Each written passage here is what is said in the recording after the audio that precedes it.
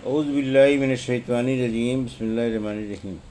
الحمد للہ رب العالمین، والصلاۃ والسلام علی سید المرسلین خاتم النبیین، اما بعد۔ صحیح بخاری، باب کتاب احادیث الانبیاء، حدیث نمبر 3466، اردو ترجمہ۔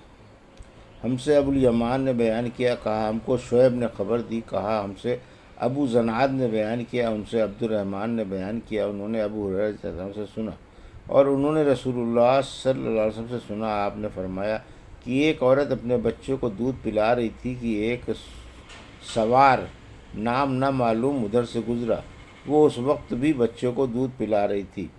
سوار کی شان دیکھ کر عورت نے دعا کی، اے اللہ میرے بچے کو اس وقت تک موت نہ دینا جب تک کہ اس سوار جیسا نہ ہو جائے۔ اسی وقت بقدرت الہی بچہ بول پڑا، اے اللہ مجھے اس جیسا نہ کرنا، اور پھر وہ دودھ پینے لگا۔ اس کے بعد ایک نامعلوم عورت کو ادھر سے لے جایا گیا، اسے لے جانے والے اسے گھسیٹ رہے تھے اور اس کا مذاق اڑا رہے تھے۔ ماں نے دعا کی، اے اللہ مجھے اسی جیسا بنا دینا۔ ماں نے پوچھا، ارے یہ کیا معاملہ ہے؟ اس بچے نے بتایا کہ سوار تو کافر و ظالم تھا، اور عورت کے متعلق لوگ کہتے تھے کہ تو زنا کراتی ہے، تو وہ جواب دیتی، حسبی اللہ، اللہ میرے لیے کافی ہے، وہ میری پاک دامنی جانتا ہے۔ لوگ کہتے کہ تو چوری کرتی ہے، وہ جواب دیتی، حسبی اللہ، اللہ میرے لیے کافی ہے اور وہ میری پاک دامنی جانتا ہے۔ حدیث نمبر 3467، اردو ترجمہ۔ ہم سے سعید بن تلید نے بیان کیا، کہا ہم سے ابن وہب نے بیان کیا، کہا کہ مجھے جریر بن حازم نے خبر دی، انہیں ایوب نے اور انہیں محمد بن سیرین نے اور ان سے ابو ہریرہ رضی اللہ عنہ نے بیان کیا کہ نبی کریم صلی اللہ علیہ وسلم نے بیان فرمایا کہ ایک کتا ایک کنویں میں کے چاروں طرف چکر کاٹ رہا تھا، جیسے پیاس کی شدت سے اس کی جان نکل جانے والی ہو۔ پر بنی اسرائیل کی ایک زانیہ عورت نے اسے دیکھ لیا۔ اس عورت نے اپنا موزہ اتار کر کتے کو پانی پلا دیا اور اس کی مغفرت اسی عمل کی وجہ سے ہو گئی۔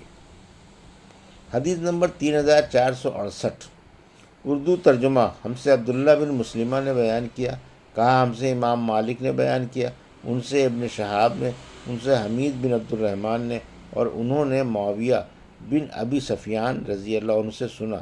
ایک سال جب وہ حج کے لیے گئے ہوئے تھے تو ممبر نبوی پر کھڑے ہو کر انہوں نے پیشانی کے بالوں کا ایک گچھا لیا جو ان کے چوکیدار کے ہاتھ میں تھا، اور فرمایا، اے مدینے والو، تمہارے علماء کدھر گئے؟ میں نے نبی کریم صلی اللہ علیہ وسلم سے سنا ہے، آپ نے اس طرح بال جوڑنے کی ممانعت فرمائی تھی اور فرمایا تھا کہ بنی اسرائیل پر بربادی اس وقت آئی جب شریعت کے خلاف ان کی عورتوں نے اس طرح بال سنوارنے شروع کر دیے تھے۔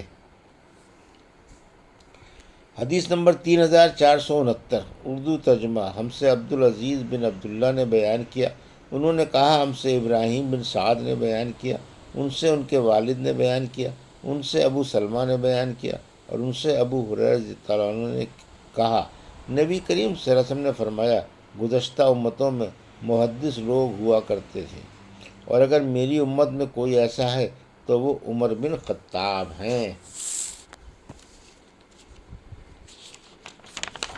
حدیث نمبر 3470، اردو ترجمہ۔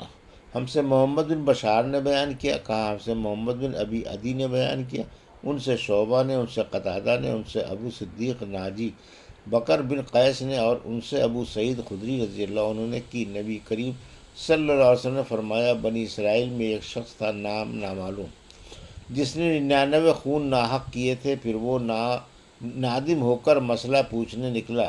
وہ ایک درویش کے پاس آیا اور اس سے پوچھا، کیا اس گناہ سے توبہ قبول ہونے کی کوئی صورت ہے؟ درویش نے جواب دیا کہ نہیں۔ یہ سن کر اس نے اس درویش کو بھی قتل کر دیا اور 100 خون پورے کر دیے۔ پھر وہ دوسروں سے پوچھنے لگا، آخر اس کو ایک درویش نے بتایا کہ فلاں بستی میں چلا جا۔ وہ آدھے راستے سے بھی نہیں پہنچا تھا کہ اس کی موت واقع ہو گئی۔ مرتے مرتے اس نے اپنا سینہ اس بستی کی طرف جھکا دیا۔ آخر رحمت کے فرشتوں اور عذاب کے فرشتوں میں باہم جھگڑا ہوا کہ کون اسے لے جائے۔ لیکن اللہ تعالیٰ نے اس نصرہ نامی بستی کو جہاں وہ توبہ کے لیے جا رہا تھا حکم دیا کہ اس کی لاش کے قریب ہو جائے، اور دوسری بستی کو جہاں سے وہ نکلا تھا حکم دیا کہ اس کی لاش سے دور ہو جائے۔ پھر اللہ تعالیٰ نے فرشتوں سے فرمایا کہ اب دونوں کا فاصلہ دیکھو، اور جب ناپو تو اس بستی کو جہاں وہ توبہ کے لیے جا رہا تھا ایک بالشت لاش سے نزدیک پایا، اس لیے وہ بخش دیا گیا۔ حدیث نمبر 3471، اردو ترجمہ۔ ہم سے علی بن عبداللہ مدینی نے بیان کیا، کہا ہم سے سفیان بن عینیہ نے بیان کیا، کہا ہم سے ابو زناد نے بیان کیا، ان سے آرج نے، اور ان سے ابو سلمہ نے، اور ان سے ابو ہریرہ رضی اللہ عنہ نے بیان کیا کہ رسول اللہ صلی اللہ علیہ وسلم نے صبح کی نماز پڑھی، پھر لوگوں کی طرف متوجہ ہوئے اور فرمایا، ایک شخص بنی اسرائیل کا اپنی گائے ہانکے لیے جا رہا تھا کہ وہ اس پر سوار ہو گیا اور پھر اسے مارا۔ اس گائے نے بقدرت الہی کہا کہ ہم جانور سواری کے لیے نہیں پیدا کیے گئے، ہماری پیدائش تو کھیتی کے لیے ہوئی ہے۔ لوگوں نے کہا سبحان اللہ، گائے بات کرتی ہے؟ پھر آپ صلی اللہ علیہ وسلم نے فرمایا کہ میں اس بات پر ایمان لاتا ہوں، اور ابو بکر اور عمر بھی، حالانکہ یہ دونوں وہاں موجود بھی نہیں تھے۔ اسی طرح ایک شخص اپنی بکریاں چرا رہا تھا کہ ایک بھیڑیا آیا اور ریوڑ میں سے ایک بکری اٹھا کر لے جانے لگا۔ چرواہا دوڑا اور اس نے بکری کو بھیڑیے سے چھڑا لیا۔ اس پر بھیڑیا بقدرت الہی بولا، آج تو تم نے مجھ سے اسے چھڑا لیا، لیکن درندوں والے دن میں قریب قیامت اس کو کون بچائے گا، جس دن میرے سوا اور کوئی اس کا چرواہا نہ ہوگا۔ لوگوں نے کہا سبحان اللہ، بھیڑیا باتیں کرتا ہے؟ آنس صلی اللہ علیہ وسلم نے فرمایا کہ میں تو اس بات پر ایمان لایا اور ابو بکر و عمر بھی، حالانکہ دونوں اس وقت وہاں موجود نہ تھے۔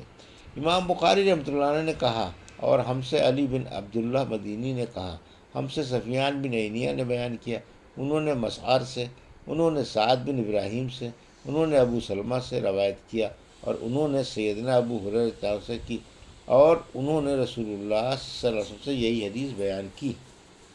حدیث نمبر 3472، اردو ترجمہ۔ ہم سے اسحاق بن نصر نے بیان کیا، انہوں نے کہا ہم کو عبد الرزاق نے خبر دی، انہیں معمر نے، انہیں حمام نے، اور ان سے ابو ہریرہ رضی اللہ عنہ نے بیان کیا کہ رسول اللہ صلی اللہ علیہ وسلم نے فرمایا، ایک شخص نے دوسرے شخص سے مکان خریدا، اور مکان کے خریدار کو اس مکان میں ایک گھڑا ملا جس میں سونا تھا۔ جس سے وہ مکان اس نے خریدا تھا، اس نے کہا، بھائی گھڑا لے جا، کیونکہ میں نے تم سے گھر خریدا ہے، سونا نہیں خریدا تھا۔ لیکن پہلے مالک نے کہا کہ میں نے گھر کو ان تمام چیزوں سمیت تمہیں بیچ دیا تھا جو اس کے اندر موجود ہوں۔ یہ دونوں ایک تیسرے شخص کے پاس اپنا مقدمہ لے گئے۔ فیصلہ کرنے والے نے ان سے پوچھا، کیا تمہارے کوئی اولاد ہے؟ اس پر ایک نے کہا کہ میرے ایک لڑکا ہے، اور دوسرے نے کہا کہ میرے ایک لڑکی ہے۔ فیصلہ کرنے والے نے ان سے کہا کہ لڑکے کا لڑکی سے نکاح کر دو، اور سونا انہی پر خرچ کر دو، اور خیرات بھی کر دو۔ حدیث نمبر 3473، اردو ترجمہ۔ ہم سے عبدالعزیز بن عبداللہ اویسی نے بیان کیا، انہوں نے کہا مجھ سے امام مالک نے بیان کیا، ان سے محمد بن منقدر اور عمر بن عبید اللہ کے مولا ابو نضر نے، ان سے عامر بن سعد بن ابی وقاص نے بیان کیا، انہوں نے عامر نے اپنے والد سعد بن ابی وقاص کو اسامہ بن زید رضی اللہ عنہ سے یہ پوچھتے سنا تھا کہ طاعون کے بارے میں آپ نے رسول اللہ صلی اللہ علیہ وسلم سے کیا سنا ہے؟ انہوں نے کہا کہ آپ صلی اللہ علیہ وسلم نے فرمایا، طاعون ایک عذاب ہے جو پہلے بنی اسرائیل کے ایک گروہ پر بھیجا گیا تھا۔ آپ نے یہ فرمایا کہ ایک گزشتہ امت پر بھیجا گیا تھا، اس لیے جب کسی جگہ کے متعلق تم سنو کہ وہاں طاعون پھیلا ہوا ہے تو وہاں نہ جاؤ، لیکن اگر کسی ایسی جگہ یہ وبا پھیل جائے جہاں تم پہلے سے موجود ہو تو وہاں سے مت نکلو۔ ابو نضر نے کہا، یعنی بھاگنے سے کے سوا اور کوئی غرض نہ ہو تو مت نکلو۔ یہ تھی صحیح بخاری باب کتاب احادیث الانبیاء کی حدیث نمبر 3466 سے 3473 کا اردو ترجمہ، جو ابھی آپ نے سماعت فرمایا۔ اللہ سے دعا ہے کہ اللہ ہمیں حدیثوں کی صحیح سمجھ عطا فرما اور ان پر عمل کرنے کی توفیق عطا فرما۔ آمین یا رب العالمین۔